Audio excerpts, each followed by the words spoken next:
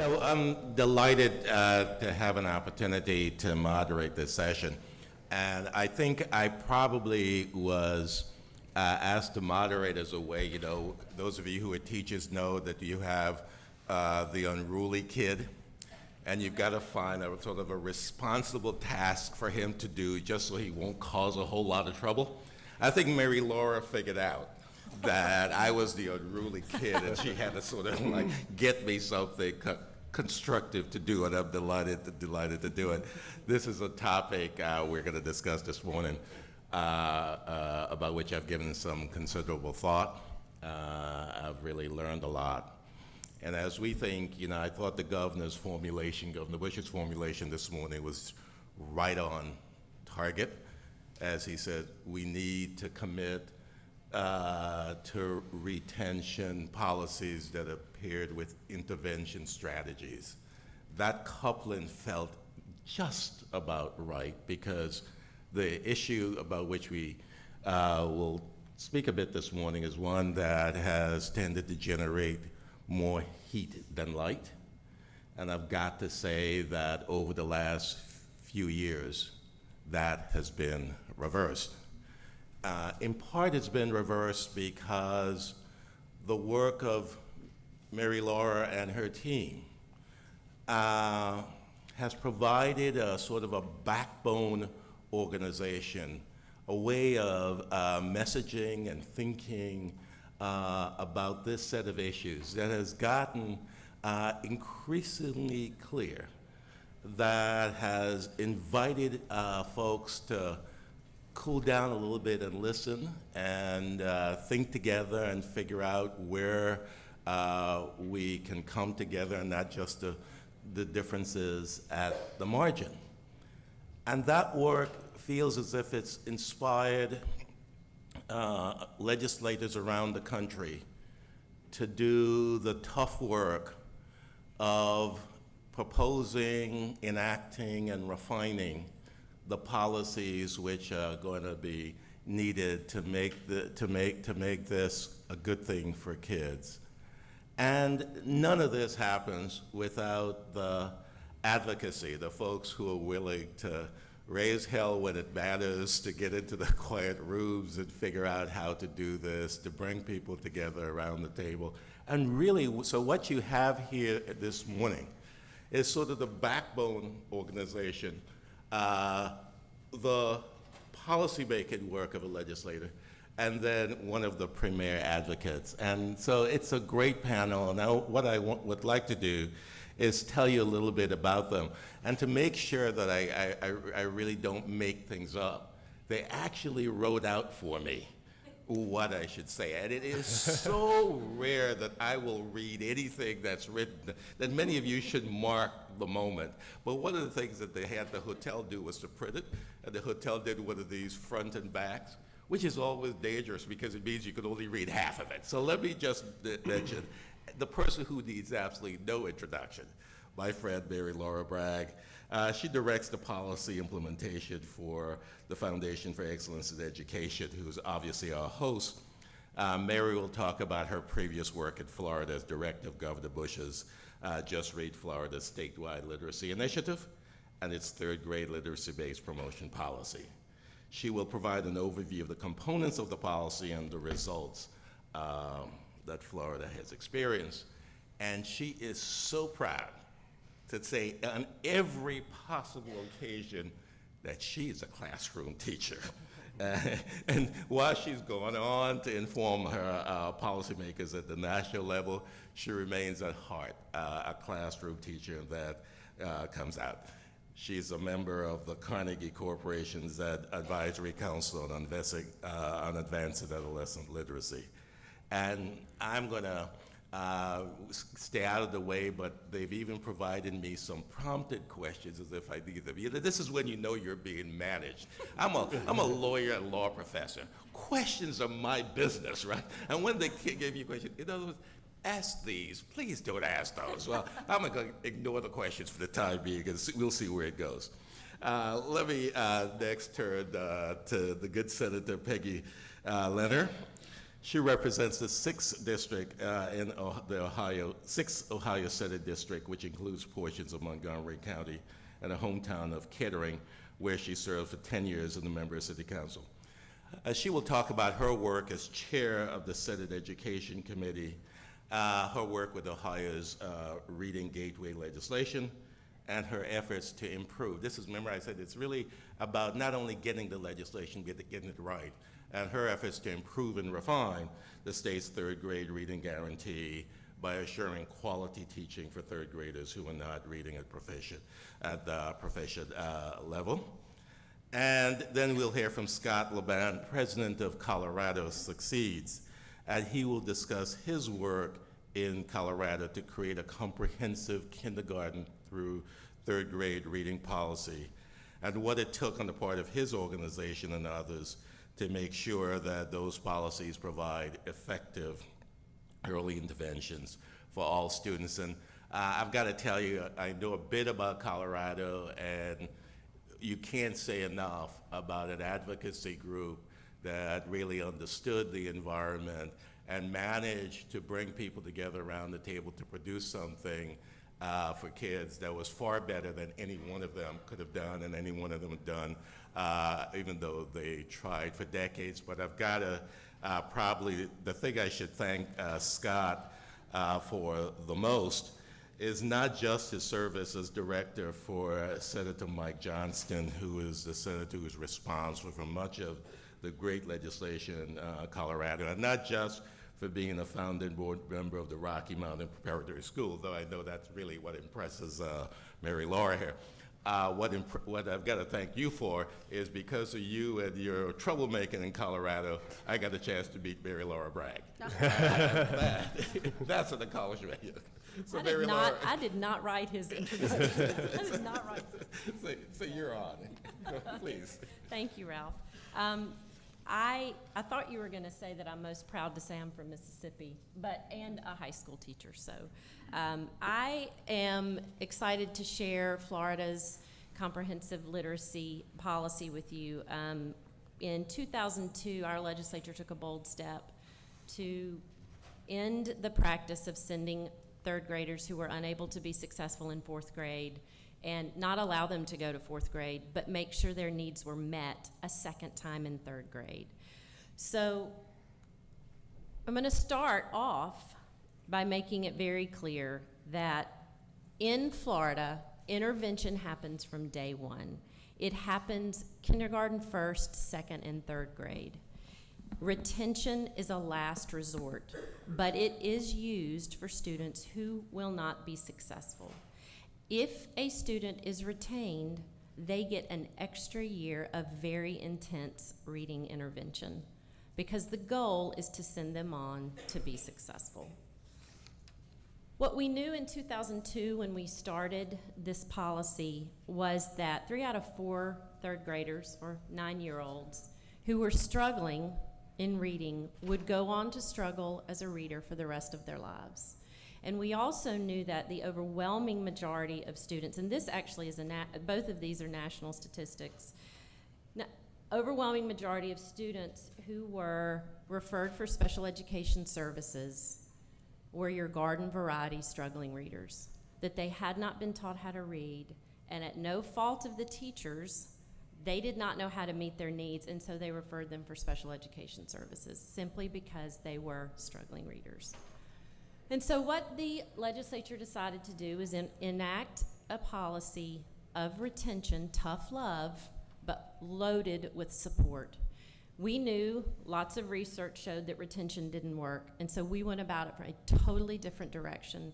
Not retention like your father's retention. My husband, we call him an academic red shirt.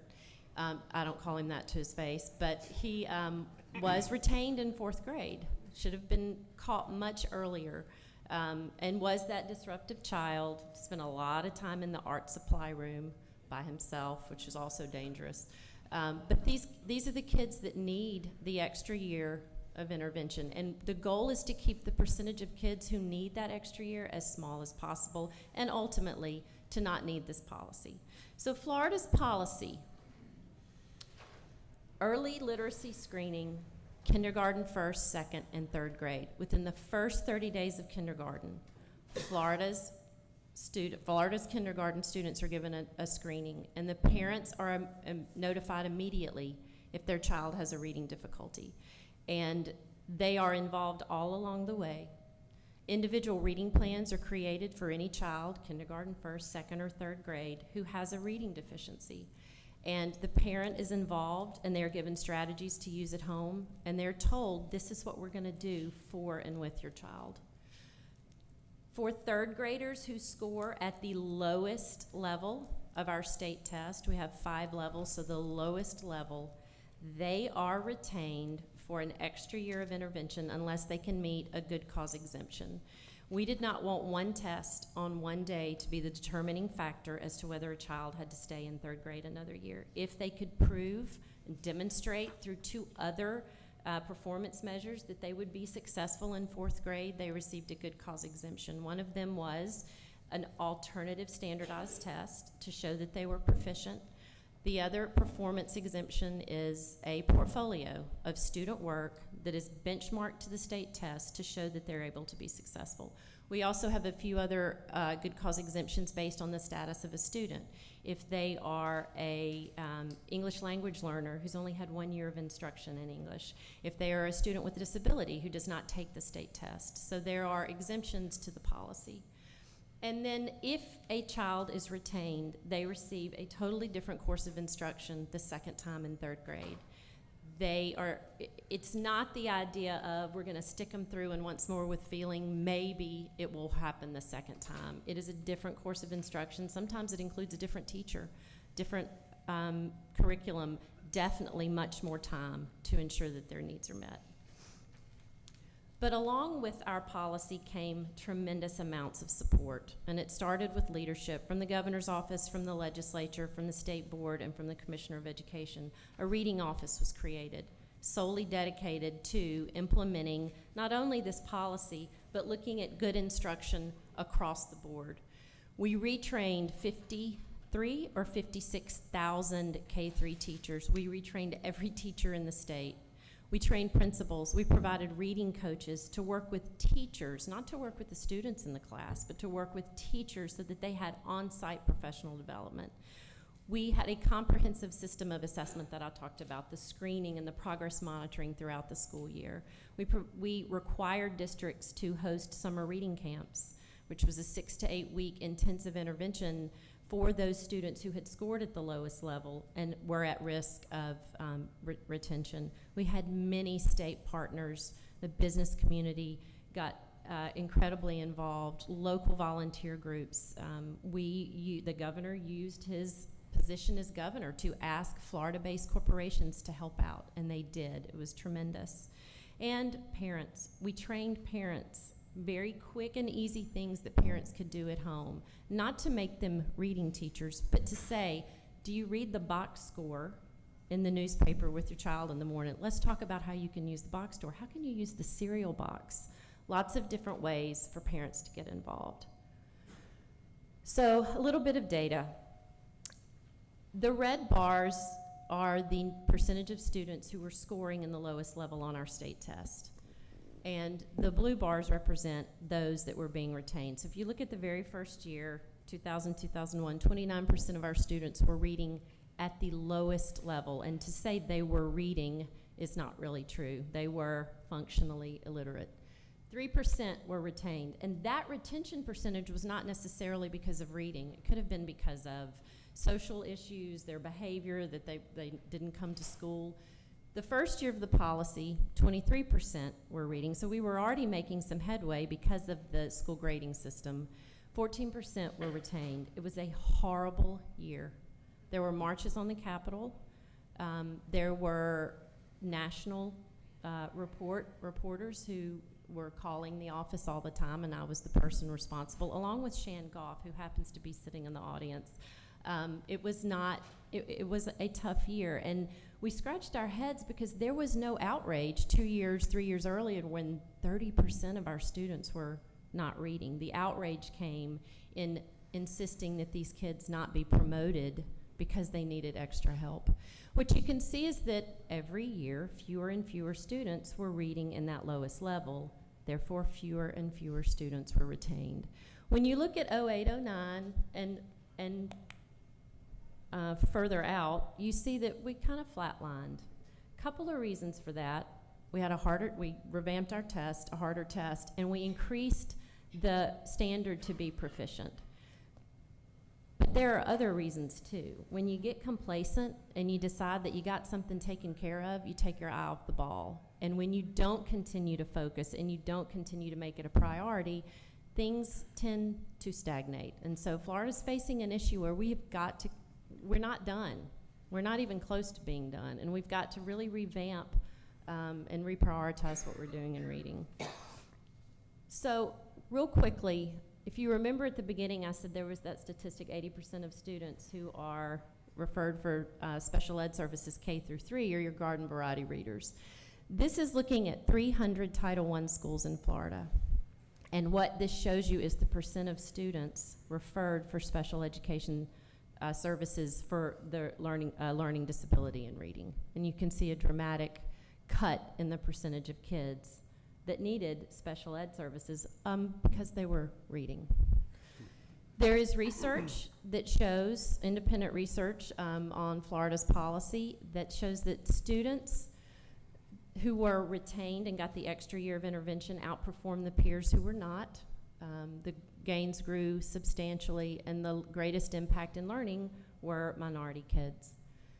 By 7th grade, a follow-up study was released last year. Those kids who had been retained with the extra year of intervention were beating, again, the kids who were promoted in both reading and math. And this is NAEP data. So since 2003, when all states began participating, this is 4th grade reading. You can see what Florida has been able to accomplish. The thing that is, I think, most compelling, and it gets back to what Governor Bush said this morning, is that Florida's #1 in the nation in gains for students with disabilities on 4th grade reading. When you have the expectation, and when you have a school totally reorganize itself around reading in elementary, you see the results. And so that is our policy in a nutshell. Thank you. Thank you. We'll go down the line and then we'll come back in terms of questions. Good. Senator? Thank you very much. I told Scott he was going to have to turn on my microphone. Sorry. He didn't warn me. But thank you very much for allowing me to be here today. 3 years ago, I was sitting in the audience in San Francisco at the National Summit, just like you are here today, hearing basically for the first time about Florida's 3rd grade reading guarantee. We'd heard a little bit about it, but this was the first real exposure we had to it.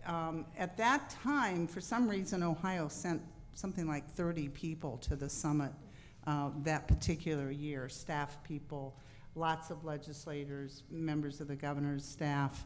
And so a lot of us got educated on the success of Florida at that time, and were intrigued enough by it that many of us then went to a follow-up conference that Alec put on, where Mary Laurel and Patricia spoke. So basically what I want to say here is if the 3rd grade reading guarantee is a success, we will give full credit to Mary Laura and Patricia, and if it's a failure, we will give them full blame for it. The pressure's on. Basically what happened after that is the governor included the 3rd grade reading guarantee in his mid-biennium budget, and the legislators who had heard about the guarantee from Florida also contributed to writing that significantly. I'd like to recognize Senator Shannon Jones, who's in the audience with us, who was one of those legislators who actually came back and wrote a freestanding 3rd grade reading guarantee bill, much of which was ended up being incorporated into Ohio's legislation. Really, the final product in Ohio resembles the Florida almost. It's almost a mirror image. And on your chairs, you have a paper that outlines the provisions, the major provisions of our 3rd grade reading guarantee. If you want any more detailed information, there's a reference to the website where you could go for that. The one thing that we did differ with, and this is somewhat controversial, and I think it'll be interesting to see how the two compare down the road, is we put in a rather detailed list of teacher qualifications for teachers who were teaching either retained students or students in 3rd grade who were on a reading intervention plan. Now, why did we do that? We were rather overly prescriptive in some people's minds, but there were a few factors that went into this. Number one, we'd had a 3rd grade reading guarantee on the books, which none of us knew. And obviously none of the teachers knew it because we weren't retaining anybody, but it was in our law. So it was there, no one was listening, so we felt we had to come down a little bit more openly and vigorously on the guarantee and show our schools that we really, really meant this. There was also a really growing awareness of how inadequately prepared many 1st, 2nd, 3rd grade teachers are to teach reading. National Council on Teacher Quality had done an extensive report on the lack of training in our schools of education. One of the things we found really interesting is as we were talking about this issue, as we were out in public, the number of teachers, and they were very often Democratic legislators who were actually joining in and coming up. I know there's one in Ohio, a member of the Senate at the time, who was a 2nd grade teacher who, after she heard me talking about 3rd grade reading guarantees, she came up and she said, you know, I never had a single course on how to teach reading when I was a teacher. And this would happen a lot. So the question was, did we need to focus on that? Did we need to pay additional attention and somehow cause that to change? And felt that by sort of laying out a set of qualifications, it was going to force our schools to look at their teachers, look at their teaching pool in the primary grades, and question, does Mrs. Smith know how to teach a struggling reader? Does Mr. Jones know how to do it? Or are we just assuming that because they have a K-3 license that they're prepared to do that? The other thing is that we were very, very aware of the importance of an effective teacher in the classroom.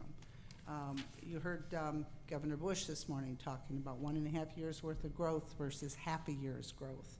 We know it's terribly, terribly important. So the process of developing a list of qualifications was not an easy one. I would say it was a torturous one. In the original bill, the governor's budget bill, we only had two requirements. One was they all had to be a highly qualified teacher, or anyone who was teaching a retained student had to be a highly qualified teacher based on value-added data and the teacher's performance review. Problem is, we don't have value-added data on 1st, 2nd, and 3rd grade teachers, so that was a challenge. And then all children with a reading improvement plan in the 3rd grade, those teachers had to either have a reading endorsement or have a passing score on a rigorous test of principles of scientifically based reading instruction. I always have to write that out to remember it, but which all sounded well and good, except we found out that Ohio did not have such a test. And in order to get one, we had to put out an RFP, which I was learning quickly the ins and outs of government bureaucracy was going to take about a year to get the RFP process done. So we didn't have the test. So we began to look at ways that we could expand this list.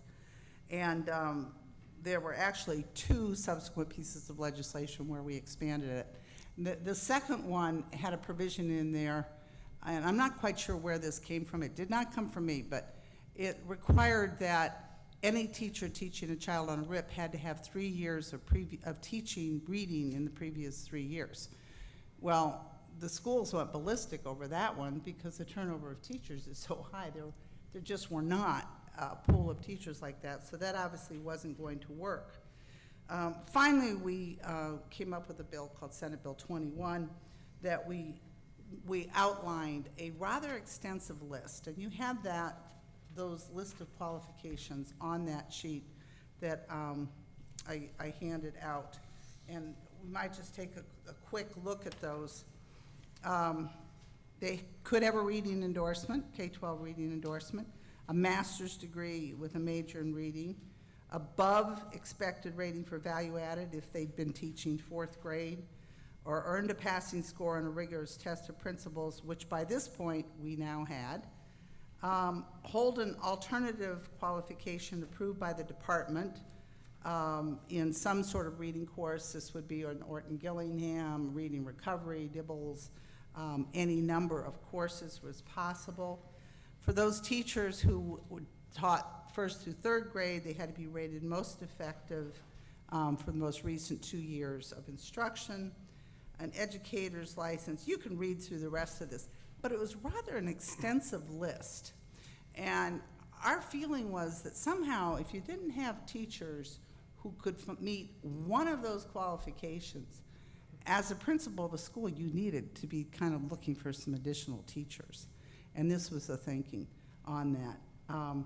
We continue to have schools yelling and screaming that they can't fill their needs. And, you know, this is where I think tough love comes in. At some point you have to say, you know, if you do not have teachers qualified. That resistance is starting to die off.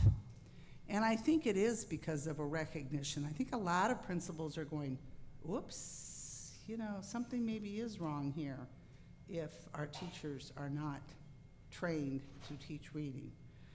So we have seen that come down. One of the issues, I'm just going to throw it out, the sort of challenges that we face, and I think you could grab hold of some of these concepts, those of you who have struggled with this, is what do we do about TFA? You know, we're sitting here, we're saying preparation is important. Having a basic understanding of these things is important.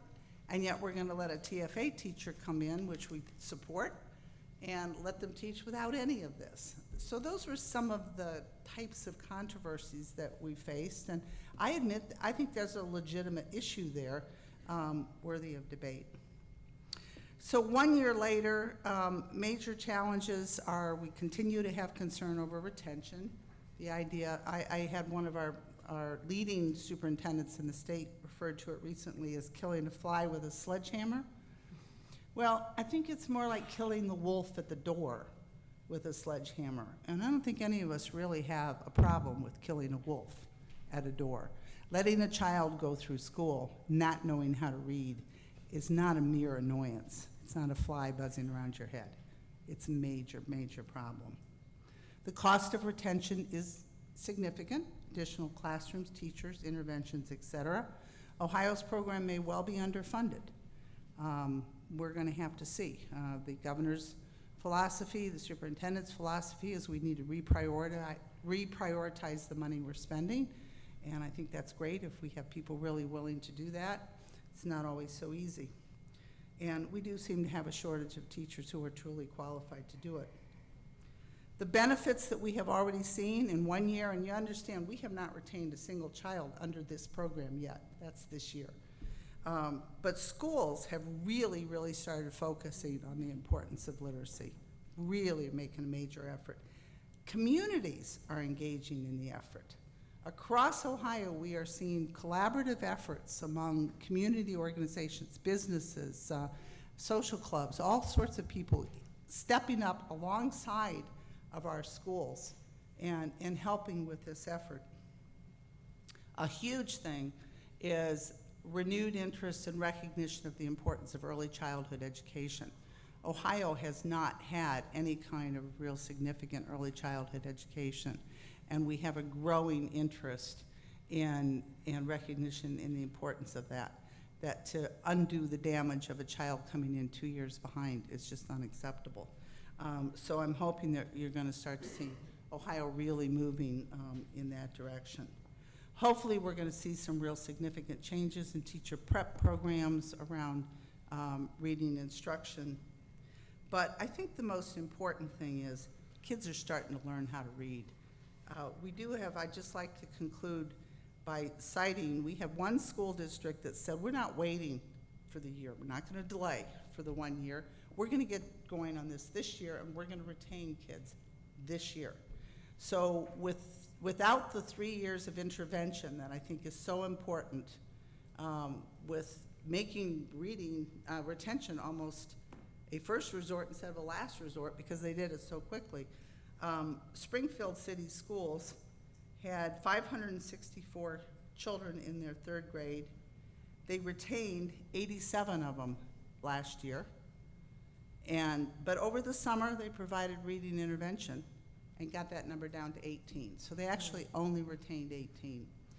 But the big difference is in 2011-12, before the program started, 37% of their students scored proficient or higher. 37 or higher on the fall reading assessment. On the spring reading assessment, 60% of them were proficient or higher. In 2012, after 1 year of intense work, 70.9% of their kids were proficient or higher, and 47 were proficient in the fall testing. So we saw almost a 10% improvement in 1 year. And that's what this is really all about. Draconian, it may be, but it works. And I think that's what really matters. Thank you. Thank you. Now, I must say that this notion of having a wolf at the door, you have the sledgehammer. I mean, that will stick with me for a little. I'm gonna have to think about that for a while. You know? I don't know if I'd want to attack a wolf with a sledgehammer. Yeah, you know, I'm gonna work on that for a while. Scott? Thank you very much. It's a pleasure to be here with you all today. Excited to talk about Colorado, but before we do, wanted to quickly talk about Boston. So we're here in Boston. The playoffs are going. Baseball playoffs are hot right now. Red Sox had a little bit of an ugly game last night, but I know that many of you were all at Fenway for the welcome reception. And so I'd like you to picture Fenway right now. Picture the ballpark. Picture it full of people to the brim. But instead of picturing a bunch of rowdy fans, I want you to picture a bunch of 6, 7, and 8-year-old kids. And I want you to think about those kids in 3rd and 4th grade. Because the data tells us if that ballpark was in Colorado, half the kids in that stadium wouldn't be reading at grade level. And that's according to Colorado's own assessment. If we use a more rigorous assessment like the NAEP, which we know is indicative of the assessments that are coming down the pike, every single one of those kids in that stadium wouldn't be reading on grade level. That's almost 40,000 kids. That's why we're all here today. That's why this work matters so much. Because we know from Ralph's good work, the implications of those kids not being able to read on grade level is that they're 4 times more likely to drop out and that they're on a path to failure. And so that's why it's critical that you identify those kids early and that you take aggressive action to intervene as soon as possible. We went the advocacy route in Colorado for a couple of reasons. First off, in 1998, 1999, Colorado passed a bill called the Colorado Basic Literacy Act. It was meant to do many of the same things it sounds like the Ohio's bill was meant to do. The problem was everyone felt like the issue was fixed. They felt like we had addressed reading. But the real issue was the fix wasn't working. If you looked at the data from when that policy was passed to present day, our outcomes were essentially flat. Over a 10-year period, we saw a student improvement in 3rd and 4th grade reading by maybe half of a grade level. When compare that to Florida, we started to see 2.5 grade levels of progress over that exact same time period. And it wasn't because they were far behind and Colorado was further along. They started at almost the exact same spot. And now those students in Florida were outperforming students in Colorado by 2 to 2.5 grade levels. And that was across the board for all students, that was for low-income students, and that was for Latino and Hispanic students, which are Colorado's fastest growing demographic. So as an advocate for kids and as Colorado's business voice for education reform, Colorado Succeeds latched on to this data. And we applied a theory of heat and light, and I think you brought it up earlier, Ralph. This was our theory of change, was gentle pressure relentlessly applied. Everywhere we went, we talked about this issue.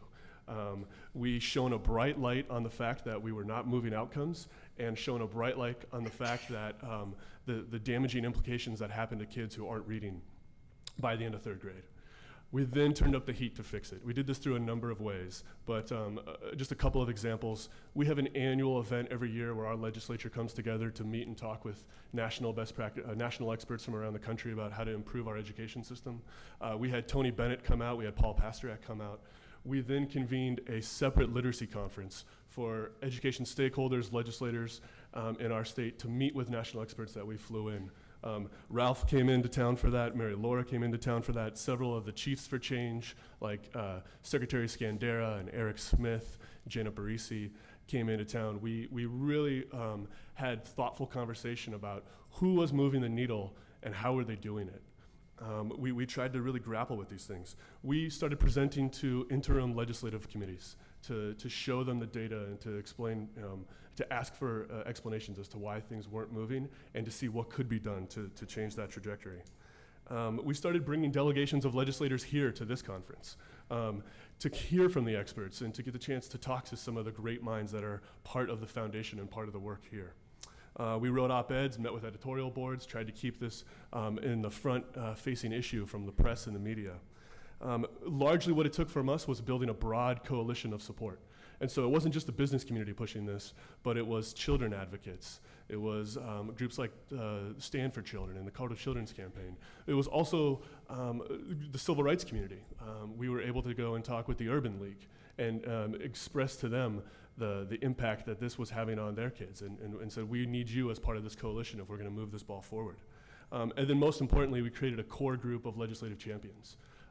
Really strong legislative leadership on this, and importantly, bipartisan legislative leadership on this. So quickly, some of the key roadblocks that we came up against that also really helped us identify our non-negotiables. And two really come to mind. The first is local control. Some of you may have heard Colorado is a local control state. And so what we were saying is we want the science of reading, scientifically based reading research needs to inform the interventions that are used. And we were hearing from the community that, that's up to us, that's our discretion.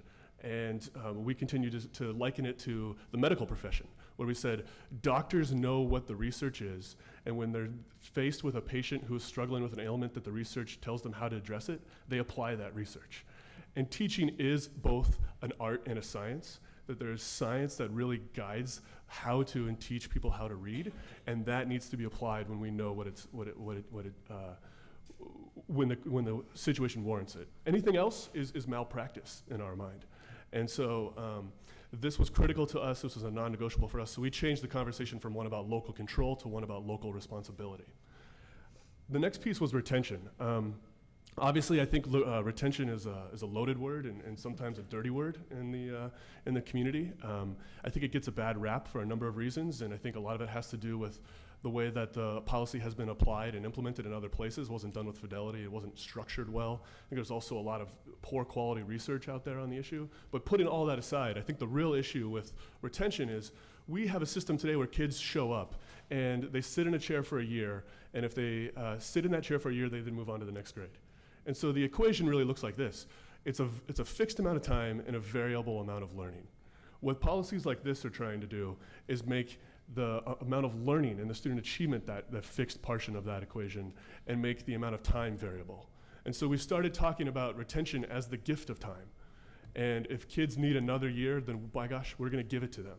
And that's an intervention to help them along the way. And it's not just putting them in the classroom and doing the same thing all over again for another year, but it's a whole different set of comprehensive interventions that are gonna make that impact. There's no doubt that it takes a lot of courage to do this work, but I think you can take solace in knowing that you have the moral high ground on this issue, and definitely encourage you to continue gentle pressure relentlessly applied. That was what we were able to do, and I've been asked to give advice, and I think I hesitate to suggest that I could really do that well, but I'll bring 5 themes that I think are reflections for me and kind of why we were able to move this policy forward in Colorado. And number one, it was strong legislative leadership that was bipartisan in nature. That was really critical to getting this done. Number 2 was building a broad coalition of supporters. Advocacy groups who represented diverse interests, who are willing to bring light and heat on this issue and to apply that gentle pressure.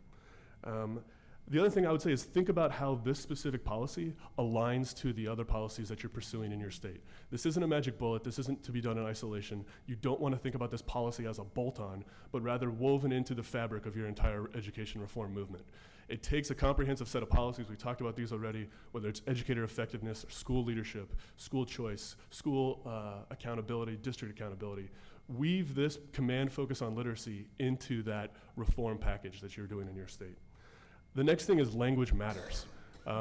Where your critics are going to try to attack you on this is if they can't get retention out, they're going to try to find ways to exempt as many kids as possible from it. If they can't get scientifically based out, they'll try to include definitions around evidence-based. Well, there's a difference between evidence-based and scientifically based. And so be thoughtful about the language, both in the legislation and in the rulemaking process. And I have to credit Mary Laura for all the help that Mary Laura and Carrie Miller from the foundation did to help us support on this issue. We're not reading experts, but we were able to go to reading experts and get best practices woven into this work. And so I would encourage you to do the same thing. And then finally, I would say you're not done when you pass the bill. So much of this work is on implementation and maintaining that high bar in the legislative intent in the rulemaking process, and then also as it goes to implementation in school districts around the state. You have to continue to focus on this and watch it very, very closely. And that's the work that we're pursuing right now. And excited to talk with you all today. Thanks for having me. Scott, let me ask you the first question and ask you to amplify a little bit on the distinction you were drawing between evidence-based and science-based. I think it's just the differentiation in the amount of rigor that's applied to the research. You know, scientifically based tells us that there are 5 key components of effective reading instruction, and we know what those 5 components are, and that the amount of rigor that goes into the quality of that research is very significant, and that's going to you can't pass anything through that bar. It's a high bar. Evidence-based, I think, is a little bit different. It's essentially you're able to show best practice in one part of the country, and you could call that evidence. I think Mary Laura probably has the more specific definitions on this, but this is how we likened it in Colorado, is just the level of rigor that's associated with scientifically based. And it has to be in those 5 components of based in reading research. Did you want to comment? No, I think that's very well said. Senator, you got to this teacher quality issue, but it felt as if you sort of skirted around the teacher preparation issue. You raised it in the sense of TFA, but taxpayers pay a whole lot of money, and students pay a whole lot of money to become teachers. And it feels to me that you're not clear that we're getting our money's worth. Well, I'm pretty clear that we aren't. I mean, bottom line, I happen to have sort of an inside track on this because my sister Kate heads up the National Council on Teacher Quality, so we talk about this at family gatherings on a regular basis. I'll make a plug for her workshop later on tomorrow. But I think there's no question that our teachers are not being adequately trained in schools of education to teach reading, and we have to fix that. And you know, exactly what that is going to look like, I'm going to have to leave to the reading experts, the people who really understand those scientific methods, et cetera. You know, one of the things NCTQ showed was that I think there's something like 20% of the schools of education in this country actually teach all 5 components of scientifically based reading instruction. So that's just is not adequate, and it has to change, and I think it's going to be the next frontier, at least in Ohio. I think we're going to be looking at that. Any movement yet in Ohio? Not yet, Not but yet. Give us some time. Okay. Operative word is yet. We don't have more Mary Laura to show us how to do it. So. Mary Laura, part of Scott said retention has been controversial, and I said earlier there was more heat than light. I think part of the reason there's more light these days is really about your work. But I also think part of it is about the messaging, the evolution of your messaging. The line in the sand message seems to have receded a bit and starting with kids. And what I'm finding is that there's such a consensus in the country around high school graduation, and such an acknowledgement, the common sense acknowledgement that we've got to do something much earlier, that your audiences are now ready for a different message, and you're given a different message. Am I hearing that right? Yes, I think that you are. I think one of one of the mistakes that Florida made, and we made quite a few, was the way that we messaged it. And what the legislature pushed early on was, we're going to retain, we're going to retain, we're going to retain.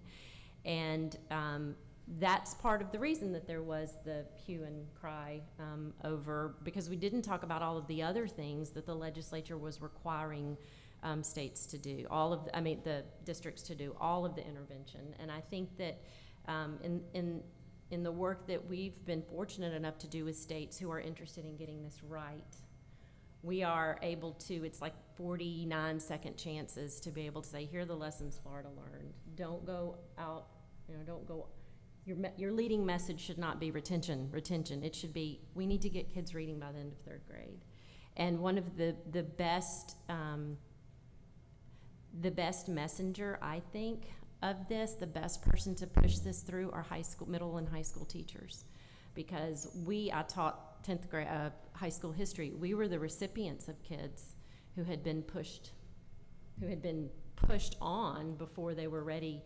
And it's hard enough to teach history to high schoolers to begin with. It's impossible to teach history to students who have absolutely no desire to be in a classroom because they don't want to be called on.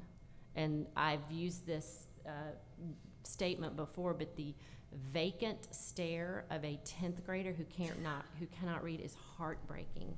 And as a teacher, you realize you have just talk about light and heat on this child who more than likely is not going to be there the next day. They're going to drop out because they can't be successful. And so I think when you take it away from draconian, although that's nicer than some of the things that were lodged at us, it has to be about a moral imperative. Everybody has a role to play in this. And the work that the Casey Foundation and the campaign has done that is so beneficial is getting the community aware, the public awareness of this is why we're doing this. This is why this is so important in the business community. And have that, I have seen a sea change in the way that and you and I have talked a lot about how there is that common ground in the desire to get this done. And there are people who will never believe that retention is the right thing, and there are people who will never believe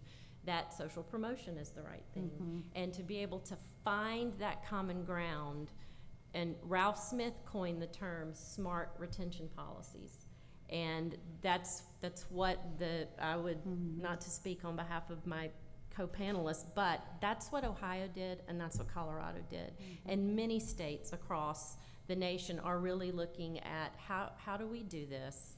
If we know what, I'm going off on my soapbox, you've got to stop me.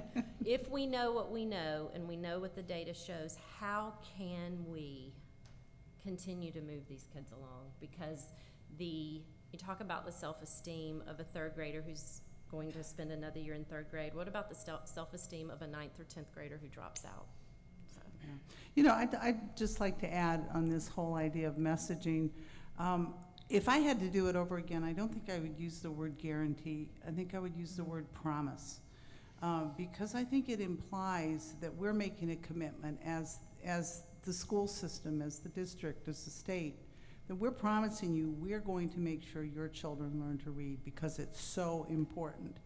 And I think it's just a softer word. It doesn't change the retention, but I think it also could imply, if we word it right, that we expect parents to be part of this effort, which we do. It's in the Florida program, it's in Colorado's, it's in ours. One of the first things that happens is when a child doesn't pass the test, that the parents are notified that your child is struggling, and we are going to do X, Y, and Z, and we're going to let you help us do this, and this is how you can help us. And that's such an important part of it that gets lost sometimes in the retention piece, but it's so, so critical.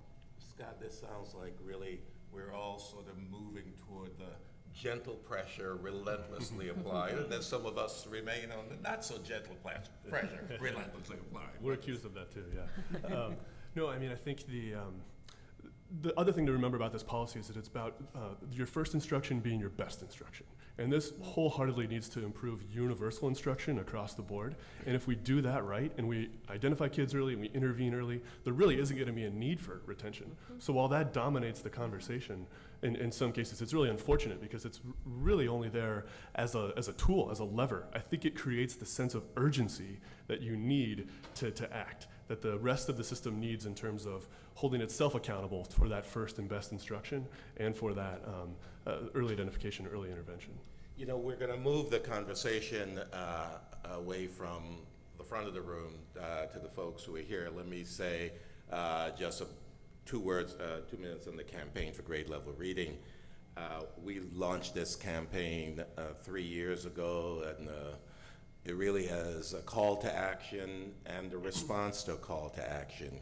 We think, as was said by all 3 panelists, as a moral imperative. We owe young children the opportunity to read by the end of 3rd grade, because we know what the consequences are, and to have 80% of low-income children not being able to read at grade level by the end of 3rd grade, with that number migrating to 90% when we begin to talk about low-income children of color in urban and rural communities, we can see a disaster in the making. And as we set out on this campaign, we now have 135 communities in 35 states, the District of Columbia, Puerto Rico, and the U.S. Virgin Islands, where folks have really stepped up to doing this work.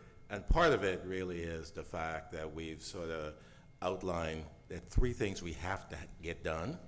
1, we've got to get quality teaching in every setting, every day, for every child. And by saying every setting, we begin by noting that that quality teaching has to begin at home. It has to happen in child care centers and wherever kids are, as well as in the classroom. 2, we've got to have systems of care, services, and family supports for kids from the time they're born and really before, through the end of 3rd grade, with fewer gaps and cracks and crevices through which kids and families fall, so that we're not expecting the school to do everything. And thirdly, we've got to have communities organized and mobilized to get to those kids who will be failed even by good schools with strong leadership and quality teaching. And there are 3 groups of kids, and in many respects you heard some of the echoes here today. 1, they're kids who are so far behind by the time they get to school that you're not going to be able to turn the curve in 3 years, and we've got to reach those kids at home, in their families, and in the very earliest years. And we can, but that's not the responsibility of the school, it's the responsibility of the rest of us. Secondly, there are those kids who are missing school. And in every school district across the country, you've got 10 to 25% of the kids who are missing more than 10% of the school year in the earliest years.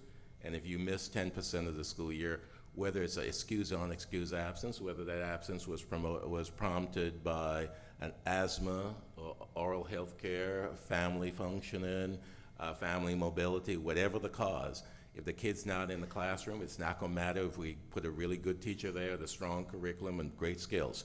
That kid's not going to learn, and given the scaffolding that happens in the early years, we can expect that that kid is almost going to be mathematically eliminated from being on grade level by 3rd grade. We've got to help parents get their kids to school every day. And the 3rd group of students is what we know, those students who lose ground over the summer, return to school in September, farther behind than when they left in June. The research has been clear for a century that we need to keep kids engaged over the summer.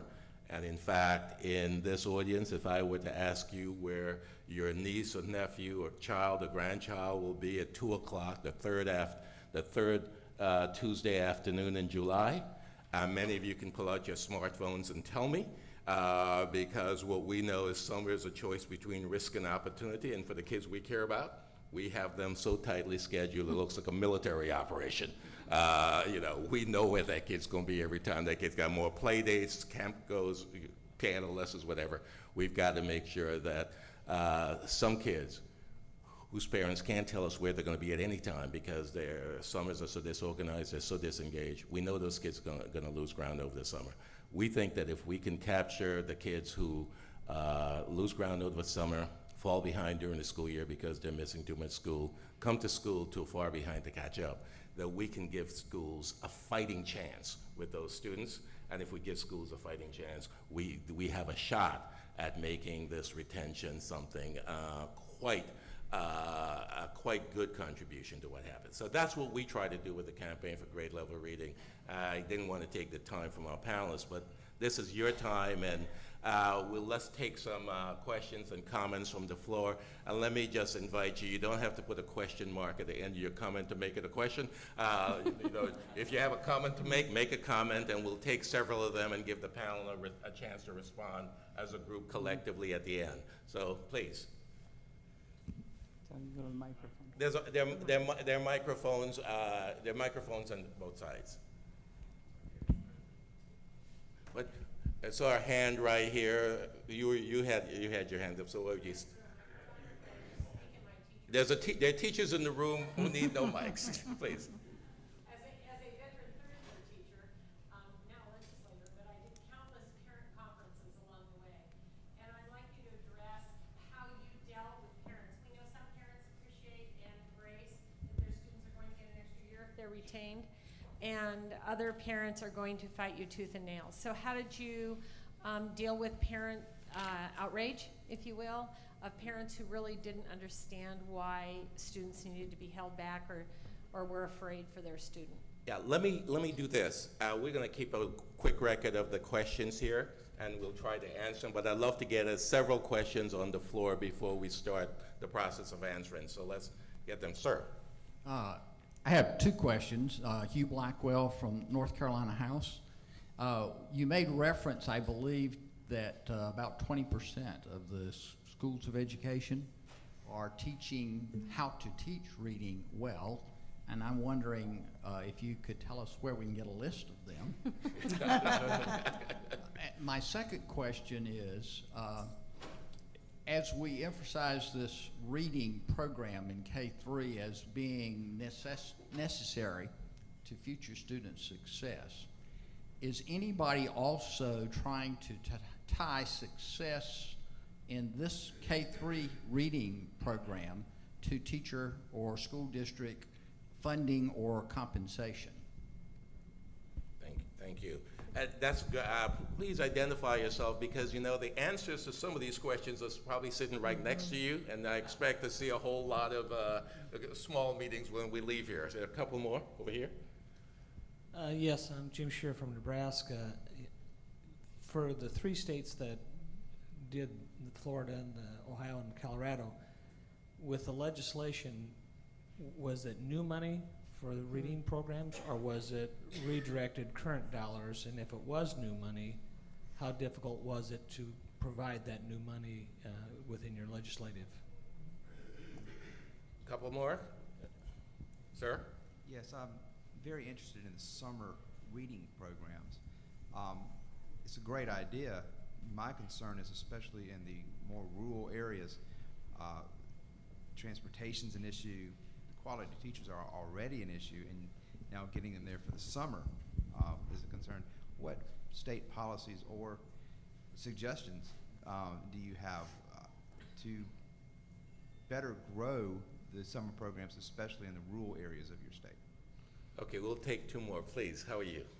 Good morning. Thank you very much. My name is Seyon Lee. I'm from Massachusetts, and with regard to the work in both Florida and Ohio, I'm curious about the change in the responsibilities of the state education agency. So when you're talking about parent engagement or the provision of professional development, how did the role of the state evolve, and how did you address issues of capacity within the agency? Thank you very much. Thank you, Dr. Lee. Jim Lemunion, a member of the Virginia House of Delegates. To Scott's point on implementation, I'm wondering if you might amplify on the ways in which, at a legislative level, you go about understanding whether the good intentions that go into all the reforms actually are realized and actually work. We've passed a number of reforms in Virginia. We're at a point now where we're going to say, well, maybe we ought to see if this is all working before we keep going down the line. Okay, we've got one more here, and then we've got our homework cut out for us. Please. Hi, Diana Lacciando, Idaho Business for Education. touched on briefly by a few of you was the topic of early childhood, and I guess I'm wondering if any of your states, if that is the next frontier to start to break at that, 18% or whatever it is in Florida, to bring that down. And I'm curious to see how that dovetails in with your third grade reading piece. Okay. So what we're going to do, I'm going to ask each of our panelists to take 2 questions or 2 comments, and then we'll go down the line and we each select 2, and then we'll come back up and see what's left. Mary Laura, starting with you. Which? I want to answer all of them. Yes. But behind door number 1 is question. I select the funding question, and this is very important. If this is a priority, if your state is going to make K-3 literacy a priority, you have to fund your priorities. You do not necessarily have to use new money to do it every year. What Florida, the way that we approached it is we scoured in 2002, the appropriation and found huge pots of money and reprioritized them. We wrote proviso language that said half of this money must be spent on reading professional development. The Commissioner of Education directed every office in the department to figure out how the budget that they controlled, because you do own Title I, you do own all of that federal money that comes, or at least that's how bureaucracies like to think about it. And how are you going to use that administrative set-aside that you get to support what the department is doing in reading? It truly was, when Just Read Florida was formed, there was maybe $8 million that was dedicated to reading, and it was a federal program. And so the first several years, we cobbled together funds, and the legislature was unbelievably supportive. They're the ones that did it, to say, this is our priority, and here's how we're going to go about it. In 2005, the legislature took that huge pot of money that was used for dropout prevention, credit recovery, and summer school, aimed at high school, and carved a chunk out and said that districts had to create K-12 reading plans to show how districts were going to meet the literacy needs of all of their students. That plan that they created was reviewed. If it didn't meet approval, it wasn't funded. And so that support that came in from the reading office to say, here is how we're going to help you write a plan that's going to meet the needs of your teachers, your students, and the support that's needed from the district level. And then the other one I'll take on is the early childhood question. And there is a panel that's happening tomorrow on pre-K. So if that's something you're interested in, you should definitely go to that, because there are lots of several states are going to speak about that. The voters in Florida added an amendment to our Constitution that Florida would provide universal voluntary pre-kindergarten. And the way that we went about this, and there are 2 people in the audience who bore the responsibility for that, Gladys Wilson and Shan Goff, so ask them the questions if you don't think I've answered it. Let's get them to raise their hands. If you're going to throw them under the bus, let's see who we're throwing under the bus here. And the legislature, when they wrote the law to implement the constitutional amendment, said that literacy is going to be a focus. And the screening that happens in kindergarten, the first 30 days of kindergarten, is used to rate the provider, so that parents know whether that program, since it's a universal choice, it's a voucher, you can take it anywhere, it informs them as to whether that program, that provider, is doing a good job in making sure kids are ready to learn how to read. Not that they're reading at 4, but that they are ready to be successful in kindergarten. So, Senator, which are your 2? Well, she took the same 2 I was going to take, so I have to go. Do you mind if I add on to the funding thing just a little bit? Ohio is approaching this a little bit differently. As I indicated, I'm not particularly happy with the level of funding because they haven't been prescriptive enough, for example, about saying you can pull back on dropout prevention programs and redirect money here. They're still being asked to do all of those things. But the governor did come up with an interesting proposal recently, and he's created what we call the Straight A Fund, which is a $250 million grant program where schools can apply, schools or districts or a collaborative group of schools apply for money for an innovative program. And many, many of them are applying for a program around the third grade reading guarantee. You know, perhaps a summer school program or something that they're doing differently, and seeking some money there. And hopefully this will be a sustained pot of money that will continue. The question of if you're on a grant this year, will it continue next year is somewhat up in the air, but that's something we're doing.